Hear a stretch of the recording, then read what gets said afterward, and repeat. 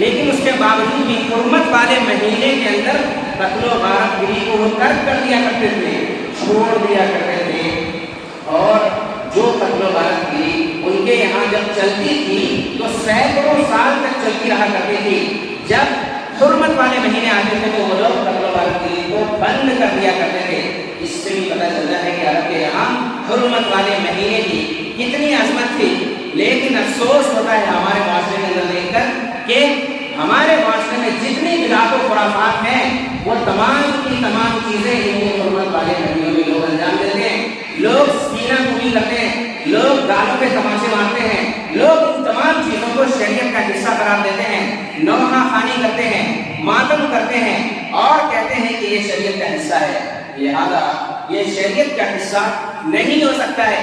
ان مہینوں میں اپنے آپ کو گناہ سے بچایا جائے، ان مہینوں میں لوگ گناہ سے بچیں، اللہ رب العالمین کی عبادت کریں، لوگ گناہ سے دور رہیں۔ خصوصاً ان مہینوں کے اندر، عموماً تمام مہینوں میں انسان کو گناہ سے بچتے رہنا چاہیے، لیکن خصوصی طور پر ان مہینوں میں بھی انسان کو گناہ سے بچتے رہنا چاہیے۔ اللہ کے نبی صلی اللہ علیہ وسلم نے ارشاد فرمایا، جب کوئی مومن گناہ کرتا ہے، جب کوئی مومن گناہ کرتا ہے تو اس کے دل پر کیا ہوتا ہے؟ زنگ لگ جاتا ہے، زنگ لگ جاتا ہے۔ اللہ رب العالمین نے قرآن کریم کے اس چیز کو ذکر کیا ہے، کلا بل ران علی قلوبہم ما کانوا یکسبون، کہ نہیں، ان کے دلوں کے اوپر کیا ہو چکا ہے؟ زنگ لگ چکا ہے۔ کس وجہ سے لگ چکا ہے؟ ان کے اعمال کے نتیجے میں ان کے دلوں پر اللہ رب العالمین نے زنگ لگا دیا ہے۔ آج ہمارے اعمال کیسے ہیں؟ حرمت والے مہینے کی حرمت کو ہم پامال کر رہے ہیں، لہذا اللہ رب العالمین نے ہمارے دلوں کے اوپر کیا کر دیا ہے؟ زنگ لگا دیا ہے۔ اللہ کے رسول صلی اللہ علیہ وسلم نے فرمایا، ان المؤمن اذا اذنب كانت نقطة سوداء في قلبه فإن تاب ونزع واستغفر سئل قلبه وإن زاد زادت حتى يعلو قلبه فذلك الرجل الذي ذكر الله عز وجل في القرآن الكريم۔ اللہ کے نبی صلی اللہ علیہ وسلم نے فرمایا، یہ مسلم کی روایت ہے کہ جب کوئی مومن، جب کوئی مسلمان گناہ کے کام کو انجام دیتا ہے تو اس کے دل کے اوپر ایک سیاہ نقطہ ہو جاتا ہے، ایک سیاہ نقطہ اس کے دل پر لگ جاتا ہے۔ ان المؤمن اذا اذنب كانت نقطة سوداء، ایک کالا نقطہ اللہ رب العالمین اس کے دل پر لگا دیتا ہے۔ لہذا جب کوئی انسان اس سے توبہ کر لیتا ہے، فإن تاب ونزع واستغفر، اور اگر کوئی انسان ہے گناہ کے بعد توبہ کر لیتا ہے، گناہ کے بعد اس گناہ سے بچ جاتا ہے، پھر اللہ رب العالمین کی بارگاہ میں یہ عہد کر لیتا ہے کہ میں آگے اور آئندہ ایسے گناہ کو انجام نہیں دوں گا، تو اللہ رب العالمین اس کو کیا کر دیتا ہے؟ سئل قلبہ، اس کے دل کو اللہ تعالیٰ کیا کر دیتا ہے؟ دھل دیتا ہے، صاف کر دیتا ہے۔ جو اس کے دل پر جو زنگ لگا ہوتا ہے اس زنگ کو اللہ رب العالمین صاف کر دیتا ہے۔ لیکن اگر کوئی انسان گناہ کیا لیکن اللہ کی بارگاہ میں آ کر توبہ نہیں کیا، اللہ رب العالمین کی بارگاہ میں آ کر معافی طلبی نہیں کی، تو کیا ہوتا ہے؟ فَإِن زَادَتْ حَتَّى يَعْلُو قَلْبَهُ، اگر کوئی انسان اللہ کی بارگاہ میں آ کر توبہ نہیں کرتا ہے تو وہ زنگ پورے دل پر چھا جاتا ہے، حَتَّى يَعْلُو قَلْبَهُ، یہاں تک کہ اس کا جو پورا دل ہوتا ہے، پورا دل سیاہ ہو جاتا ہے، پورا دل کالا ہو جاتا ہے، اور ایسے لوگوں کو احساس تک نہیں ہوتا کہ ہم کون سے کام انجام دے رہے ہیں، ہم کون سے عمل انجام دے رہے ہیں، ایسے لوگوں کو احساس تک نہیں ہوتا ہے۔ اللہ کے رسول صلی اللہ علیہ وسلم نے فرمایا کہ جب گناہ کرو تو توبہ کر لیا کرو اللہ رب العالمین کی بارگاہ میں۔ گناہ کا ہو جانا یہ بہت بڑی بات نہیں ہے، ہم انسان ہیں تو انسان سے گناہ ہوتا ہے، لیکن اس گناہ پر جم جانا یہ اللہ رب العالمین کو پسند نہیں ہے۔ اور اگر کوئی انسان گناہ کر رہا ہے، اس پر جم جاتا ہے، تو اس کا مطلب یہ ہے کہ اس کے دل کے اندر احساس نہیں ہے، اس کے دل کا احساس ختم ہو چکا ہے، کارواں کے نیچے احساس سے زیادہ جاتا رہا۔ آج ہمارے معاشرے میں ہم دن بھر میں لاکھوں گناہ کرتے ہیں، لیکن ہمارے دل میں احساس تک نہیں ہوتا ہے۔ ستم تو یہ ہے کہ ہمیں یہاں تک خبر نہیں ہوتی ہے کہ یہ گناہ بھی ہے، ہم گناہ کرتے ہیں لیکن ہمیں یہ بھی معلوم نہیں ہوتا کہ یہ گناہ ہے۔ لہذا ایسے ہمیں نہیں کرنا چاہیے۔ ہم گناہ اگر کرتے ہیں یا گناہ ہو جاتا ہے تو اللہ کی بارگاہ میں آ کر توبہ کریں، استغفار کریں۔ اگر نہیں کرتے ہیں تو اللہ تعالیٰ نے اس کا ذکر کیا ہے قرآن کریم کی آیت کریمہ کے اندر، فذلك الرین الذی ذکر اللہ عز وجل فی القرآن الکریم، یہی وہ رین ہے، رین کہتے ہیں وہی زنگ کو، جو دل پر زنگ لگ جاتا ہے اسی کا تذکرہ اللہ تعالیٰ نے کیا ہے. یہ وہی رین ہے جو انسان کے دلوں پر لگ جاتا ہے. اور اللہ تعالیٰ نے اس آیت کریمہ کے اندر اس کا تذکرہ کیا ہے کہ ایک مومن جب گناہ کرتا ہے اور اللہ کی بارگاہ میں توبہ نہیں کرتا ہے تو اس کے دل کے اوپر کیا ہو جاتا ہے؟ زنگ لگ جاتا ہے. اور جب وہ اس گناہ کو کرتا رہتا ہے اللہ کی بارگاہ میں توبہ نہیں کرتا ہے تو وہ زنگ، اس کا دل پورا زنگ آلود ہو جاتا ہے اور اسے اس کے دل سے احساس ختم ہو جاتا ہے. لہذا اگر ہم کوئی گناہ کر رہے ہیں تو اللہ کی بارگاہ میں آئیں، توبہ کریں، اللہ رب العالمین سے معافی تلافی کریں. یہ حرمت والے مہینے ہیں، ان مہینوں کی حرمت کو پامال نہ کیا جائے بلکہ اس مہینے میں اللہ کی طرف رجوع کیا جائے، اپنے گناہ کی معافی اللہ رب العالمین کی بارگاہ میں پیش کی جائے، اللہ تعالیٰ سے معافی تلافی کریں، اللہ کی بارگاہ میں آئیں. لیکن آپ کو معلوم ہونا چاہیے کل قیامت کا میدان لگا ہوگا، کل قیامت کا میدان لگا ہوگا. یہ مومنین اللہ رب العالمین کی بارگاہ میں آئیں گے. اللہ تعالیٰ نے ارشاد فرمایا وَمَنْ أَعْرَضَ عَنْ ذِكْرِي فَإِنَّ لَهُ مَعِيشَةً ضَنْكًا وَنَحْشُرُهُ يَوْمَ الْقِيَامَةِ أَعْمَىٰ. یہ کل قیامت کے دن لوگ جب اللہ کی بارگاہ میں آئیں گے، جو لوگ اللہ کے ذکر سے اعراض کرتے ہیں، جو لوگ گناہ کرتے ہیں اور اللہ کی طرف رجوع نہیں کرتے ہیں، جو لوگ گناہ کے کام انجام دیتے ہیں اور توبہ نہیں کرتے ہیں، جو لوگ گناہ کرتے ہیں اور استغفار نہیں کرتے ہیں اور اللہ کے ذکر سے منہ موڑتے ہیں، ایسے لوگوں کے بارے میں اللہ تعالیٰ نے اس آیت کریمہ کے اندر ارشاد فرمایا وَمَنْ أَعْرَضَ عَنْ ذِكْرِي فَإِنَّ لَهُ مَعِيشَةً ضَنْكًا وَنَحْشُرُهُ يَوْمَ الْقِيَامَةِ أَعْمَىٰ. ایسے لوگوں کے لیے دو عذاب کا تذکرہ اللہ تعالیٰ نے فرمایا ہے. سب سے پہلا عذاب کیا ہوگا کہ اس کی زندگی اللہ رب العالمین تنگ کر دے گا. معیشتاً ضنکا، ایسے لوگوں کی زندگی کیا ہو جائے گی؟ تنگ ہو جائے گی. آج ہم چیختے ہیں، چلاتے ہیں کہ ہماری زندگی تنگ ہو چکی ہے، ہمیں صحیح سے کھانے کو نہیں مل رہا ہے، ہمارے رزق کے اندر فراوانی نہیں ہے. یہ تمام کی تمام چیزیں کیوں ہو رہی ہے؟ وہ اس لیے ہو رہی ہے کہ ہم اللہ کی طرف رجوع کرنا چھوڑ چکے ہیں. ہم گناہ کے کام انجام دیتے ہیں لیکن اللہ کی بارگاہ میں حاضر نہیں ہوتے ہیں. تو اللہ تعالیٰ نے فرمایا جو ہمارے ذکر سے اعراض کرتا ہے، جو ہماری طرف رجوع نہیں کرتا ہے، تو ایسے لوگوں کی زندگی کو ہم کیا کر دیں گے؟ تنگ بنا دیں گے. اور کیا ہوگا؟ آخرت میں کل قیامت کے دن جب اللہ رب العالمین کے بارگاہ میں یہ لوگ حاضر ہوں گے تو یہ لوگ اندھے اٹھائے جائیں گے، نابینا اٹھائے جائیں گے. وَمَنْ أَعْرَضَ عَنْ ذِكْرِي فَإِنَّ لَهُ مَعِيشَةً ضَنْكًا وَنَحْشُرُهُ يَوْمَ الْقِيَامَةِ أَعْمَىٰ. کل قیامت کے دن جب ان کو اٹھایا جائے گا تو یہ لوگ اندھے ہوں گے اور یہ اللہ کی بارگاہ میں پوچھیں گے، سوال کریں گے بِمَ حَشَرْتَنِي، یہ حشر میرا کیسے ہوا؟ دنیا کے اندر تم نے مجھے بینائی عطا کی تھی، دیکھنے کی صلاحیت عطا کی تھی، میں دنیا میں تو اندھا نہیں تھا، میں دنیا میں دیکھا کرتا تھا، آج اندھا کیوں ہو گیا ہو؟ اللہ کی بارگاہ میں وہ انسان سوال کرے گا، پوچھے گا اللہ تعالیٰ کہ میں اندھا کیوں ہو گیا ہوں؟ اللہ رب العالمین اس کو یہ بھی کہے گا کہ تو نے دنیا میں مجھے بلا دیا تھا، آج تجھے بلا دیا گیا. تو دنیا میں گناہ کے کام انجام دیتا تھا لیکن اللہ کی طرف رجوع نہیں کرتا تھا، لہذا تو دنیا میں اللہ کی آیتوں کو ترک کر دیا. اللہ رب العالمین نے بہت ساری آیتوں کے اندر اس چیز کا تذکرہ کیا ہے کہ تم اللہ کی طرف رجوع کرو، اللہ رب العالمین تمہاری فریاد کو سنے گا. لہذا تم اللہ کی طرف رجوع نہیں کرتے تھے تو اللہ رب العالمین نے تم کو کیا کر دیا؟ فنسیتھا، اللہ رب العالمین نے تم کو کیا کر دیا؟ بھلا دیا. اللہ رب العالمین کو تم یاد نہیں کرتے تھے دنیا کے اندر، اس کا نتیجہ یہ ہوا کہ آج کل قیامت کے دن تم اندھے اٹھائے گئے ہو اور اللہ رب العالمین نے بھی تم کو چھوڑ دیا ہے. اللہ رب العالمین کی رحمت تمہارے اوپر نہیں ہوئی ہے. لہذا اس سے پتہ چلتا ہے کہ اگر کوئی انسان گناہ کرے تو اللہ کی طرف رجوع کرے، اللہ رب العالمین سے معافی تلافی کرے، اللہ کی بارگاہ میں آئے، اللہ کی بارگاہ میں آ کر روئے گڑگڑائے.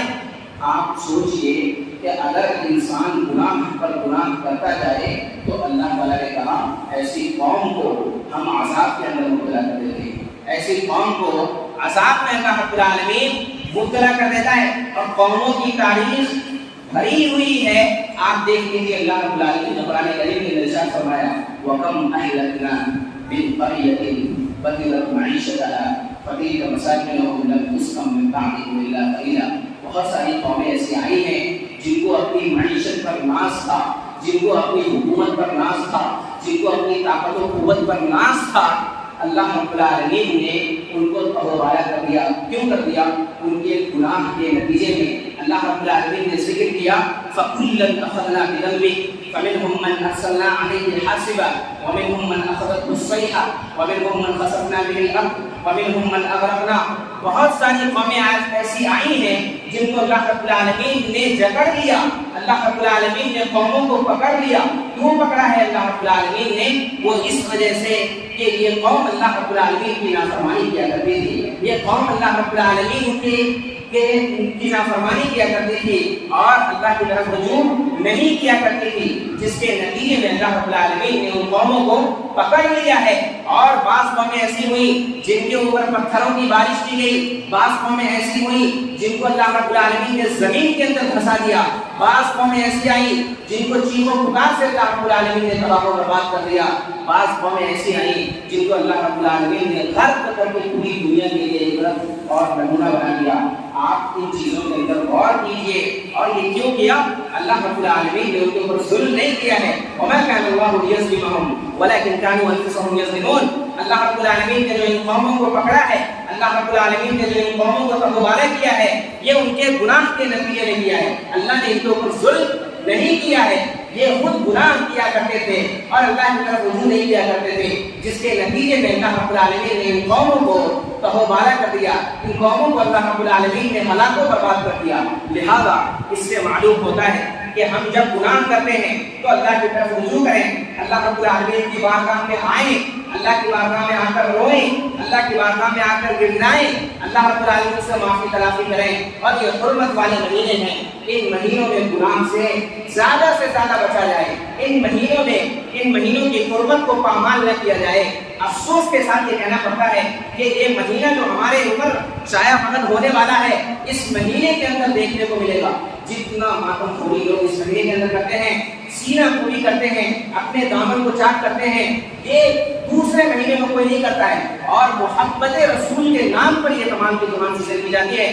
لیکن ایسے لوگوں کو سمجھنا چاہیے کہ یہ محبت رسول نہیں ہے. جو لوگ اس طرح کے اعمال انجام دیتے ہیں وہ یہ چیز سمجھیں کہ یہ شریعت کا حصہ نہیں ہے. اللہ کے رسول صلی اللہ علیہ وسلم نے سیدھے طور پہ اور واضح طور پہ اس سے برات کا اعلان کیا ہے. اللہ کے رسول صلی اللہ علیہ وسلم نے فرمایا کہ 4 چیزیں میری امت کے اندر ہوں گی، 4 چیزیں میری امت کے اندر ہوں گی جو ہمیشہ رہیں گی. یہ امت اس کو چھوڑے گی ہی نہیں، قیامت تک اس امت کے اندر وہ چیزیں پائی جاتی رہیں گی. وہ کون سی 4 چیزیں ہوں گی؟ 4 فی امتی من امر الجاہلیہ لا یترکونہن. یہ 4 چیزیں میری امت کے اندر ہوں گی جس کو یہ امت کبھی نہیں چھوڑے گی. الفخر فی الاحساب والطعن فی الانساب والاستسقاء فی النجوم والمیاہ. یہ 4 چیزیں اس امت کے اندر ہوگی. لاکھ سمجھالو اس امت کو لیکن یہ سمجھنے والے نہیں، ان چیزوں کو کبھی نہیں چھوڑے گی. الفخر فی الاحساب، یہ حسب پر فخر کرنا. ہم اس خاندان سے ہیں، ہمارا تعلق فلاں جگہ سے ہے، ہم فلاں جگہ سے تعلق رکھتے ہیں. ان چیزوں پر کیا کرنا؟ فخر کرنا. والطعن فی الانساب، اور دوسرے کے اوپر تانا زنی کرنا کہ تمہارا تعلق اس خاندان سے، تم نیچ خاندان کے لوگ ہو، تمہارا تعلق ہمارے مقابلے میں کہاں ہے، تم تو کچھ بھی نہیں ہمارے مقابلے میں. یہ تمام کی تمام چیزیں اس امت کے اندر جو ہے یہ کبھی ختم نہیں ہوگی، ہمیشہ باقی رہے گی. حالانکہ اللہ کے رسول صلی اللہ علیہ وسلم نے فرمایا لا فضل لعربی على عجمی ولا لعجمی على عربی ولا لاسود على احمر ولا لاحمر على اسود. کسی عربی کو کسی اجمی پر کوئی فضیلت نہیں ہے، کسی کالے کو کسی گورے پر کوئی فضیلت نہیں ہے. اگر فضیلت ہے کسی کو الا بالتقوی، انسان کی زندگی کے اندر تقوی ہے تو اس پر انسان کو اللہ تعالیٰ فضیلت عطا کرے گا. اگر آپ کی زندگی میں تقوی ہے تب آپ کو اللہ رب العالمین فضیلت عطا کرے گا. یہ کوئی فضیلت کی چیز نہیں ہے کہ آپ فلاں خاندان سے ہیں، آپ کا تعلق معاشرے اور سماج میں عزت دار گھرانے سے ہے.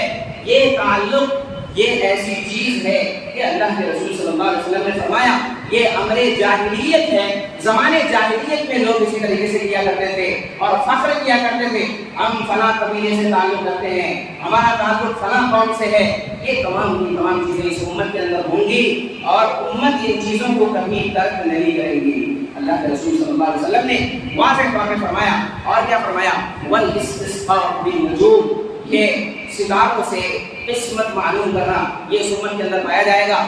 اور اس طرح کے لوگ آج ہمارے معاشرے کے اندر بھی موجود ہیں اور قیامت تک موجود رہیں گے, جو فیوچر بتاتے ہیں, جو مستقبل بتاتے ہیں, اور ایسے لوگوں کے پاس ہم جاتے بھی ہیں. اللہ کے رسول صلی اللہ علیہ وسلم نے کیا فرمایا, من اتا عرافا او کاہنا فصدقه بما يقول فقد کفر بما انزل على محمد صلی اللہ علیہ وسلم. جو کسی عراف کے پاس آیا, کاہن کے پاس آیا, ایسے لوگوں کے پاس جو فیوچر بتاتے ہیں, آپ کا آنکھ بھی دیکھ کے لوگ فیوچر بتاتے ہیں, لوگ ستاروں کو دیکھ کر فیوچر بتاتے ہیں, نہ جانے کیسی کیسی چیزیں آج ہمارے معاشرے کے اندر ہیں. ایسے لوگ دعوے کرتے ہیں کہ ہم فیوچر بتاتے ہیں. اللہ کے رسول صلی اللہ علیہ وسلم نے فرمایا, اگر ایسے لوگوں کے پاس تم آتے ہو, من اتا عرافا او کاہنا فصدقه بما يقول, اور ایسے لوگوں کی تم تصدیق کر لیتے ہو, ایسے لوگوں کے پاس آنے کے بعد وہ جو کچھ بتاتا ہے اس کو تم مان لیتے ہو, اس کو تسلیم کر لیتے ہو, تو سمجھ لو فقد کفر بما انزل على محمد صلی اللہ علیہ وسلم, اس نے جناب محمد رسول اللہ صلی اللہ علیہ وسلم کی شریعت کے ساتھ انکار کر دیا. اللہ کے نبی صلی اللہ علیہ وسلم کی شریعت کا اس شخص نے انکار کر دیا. اللہ کے نبی صلی اللہ علیہ وسلم جو شریعت لے کے آئے تھے اس شریعت کا اس نے انکار کر دیا. کیا شریعت اللہ کے رسول صلی اللہ علیہ وسلم لے کے آئے ہیں؟ اللہ کے رسول صلی اللہ علیہ وسلم جو شریعت لے کے آئے ہیں اس کے اندر یہ بتایا گیا ہے کہ غیب کی باتوں کو صرف اللہ رب العالمین جانتا ہے, اس کے علاوہ کوئی نہیں جانتا ہے غیب کی چیزوں کو. لیکن تم نے ایسا کیا کہ ایک انسان کو اس کا حق دے دیا کہ وہ انسان غیب کی بات کو جانتا ہے اور ہم اس چیز کو تسلیم کرتے ہیں. اللہ کے رسول صلی اللہ علیہ وسلم نے فرمایا یہ چیزیں بھی امت کے اندر رہیں گی, قیامت تک رہیں گی. اور اللہ کے رسول صلی اللہ علیہ وسلم نے فرمایا النیاح, یہ نوحہ خوانی کرنا, ماتم زنی کرنا, سینہ کوبی کرنا, اپنے کاموں پہ تماچے مارنا, اور نہ جانے کس طرح کے خرافات ہمارے معاشرے کے اندر ہیں, یہ امر جاہلیت ہے. اللہ کے رسول صلی اللہ علیہ وسلم نے فرمایا زمانے جاہلیت کی پیداوار ہے. کہ زمانے جاہلیت میں جب کسی کا انتقال ہوا کرتا تھا, جب کوئی مرتا تھا تو لوگ کرائے پر بلایا کرتے تھے, پیسے دے کے لوگوں کو بلایا کرتے تھے, اپنے گھروں میں بٹھایا کرتے تھے اور کہا کرتے تھے کہ آپ خوب رو, زور زور سے چیخ چیخ کے چلا کے رو. تو یہ چیزیں امر جاہلیت ہے, یہ اسلام کا حصہ نہیں ہے. یہ ماتم زنی کرنا, سینہ کوبی کرنا, اپنے آپ کو چیخنا, یہاں تک افسوس ہوتا ہے لوگ اپنے آپ کو آگ کے حوالے بھی کر دیتے ہیں اور اس کو شریعت کا حصہ سمجھتے ہیں. اللہ کے رسول صلی اللہ علیہ وسلم نے فرمایا ایسی خاتون جو نوحہ خوانی کرتی ہو, ماتم زنی کرتی ہو, سینہ کوبی کرتی ہو, اپنے دامن کو چاک کرتی ہو, ایسی خاتون کے بارے میں اللہ کے رسول صلی اللہ علیہ وسلم نے فرمایا تقام یوم القیامہ وعلیہا سرباب من قطران ودرع من جرب. ایسی خاتون جو دنیا کے اندر نوحہ خوانی کرتی ہیں, ماتم زنی کرتی ہیں, ایسی خاتون کل قیامت کے دن اللہ رب العالمین کی بارگاہ میں جب کھڑی ہوں گی تو ایسی خاتون کے اوپر تانبے کا پگھلا ہوا لباس پہنایا جائے گا.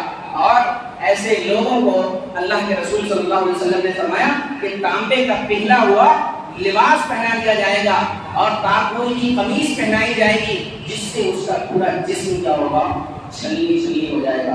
دنیا کے اندر خوب اپنے آپ کو پیٹو, اپنے آپ کو چیخو اور چلاؤ. یہ تمام کی تمام چیزیں اللہ کے رسول صلی اللہ علیہ وسلم نے سختی سے منع فرمایا ہے. اس چیز کا شریعت اسلامیہ سے کوئی تعلق نہیں ہے. کوئی انسان اگر محبت حسین رضی اللہ تعالیٰ عنہ کے نام پر یہ چیزیں کرتا ہے تو یہ سمجھ لے کہ یہ اللہ کے رسول صلی اللہ علیہ وسلم کی سنت نہیں ہے. اللہ کے نبی صلی اللہ علیہ وسلم نے ان تمام چیزوں سے منع فرمایا ہے اور واضح طور پہ اللہ کے نبی صلی اللہ علیہ وسلم نے فرمایا یہ امر جاہلیت ہے, یہ زمانے جاہلیت کی پیداوار ہے. ابو موسیٰ اشعری رضی اللہ تعالیٰ عنہ ایک مرتبہ بیٹھے ہوئے تھے, اچانک بے ہوش ہو گئے. ابو موسیٰ اشعری رضی اللہ تعالیٰ عنہ اور اپنی خاتون جو تھی ان کے اوپر ان کے گود میں سر رکھ کر سو گئے.